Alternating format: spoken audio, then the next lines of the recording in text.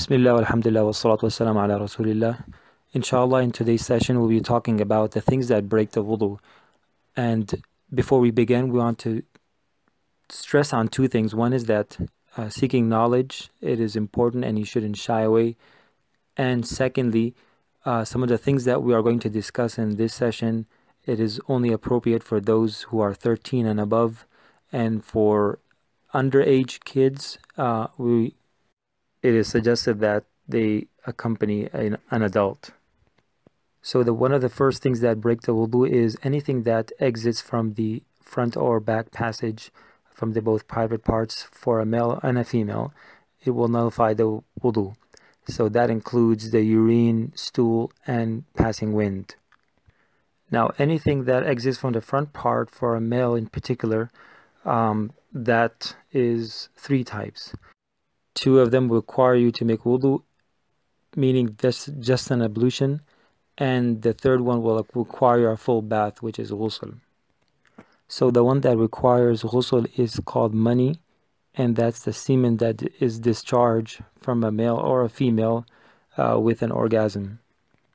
Once the mani or the sperm is discharged, ghusl, meaning a full bath, will be required. And as for the other two, is madhi and the other is wadi. Madhi is a non-sperm male discharge, also known as cowper fluid, which is a white, thin, sticky fluid that is released from a man's penis when he's aroused. The fluid is released long before man reaches an orgasm, and it does not decrease the orgasm, it increases it. And what is discharged after that, that's the sperm, and that's mani, the first one that we mentioned. The third one is wadi. Non-sperm male discharge is described as white, cloudy fluid that is thick and warm and has no smell. It is generally released after urinating and occasionally before. These two types of liquid discharge will obligate the wudu. The supporting hadith for these three types of liquid discharge is mentioned in Bayhaqi from Ibn Abbas radiallahu anhuma, that he said that there are three types of fluid: mani, madhi, and wadi. As for mani, meaning the sperm that is discharged with orgasm, as for the mani, a person has to do a full bath, and from the madhi and wadi, wudu is obligated. A person after discharge should wash his private part and make a complete ablution. The second hadith from Ibn Mas'ud radiallahu anhu, and this is also from Bayhaqi, that he said that the wadi is that comes after urinating, that a person has to do wudu after the discharge of such fluid.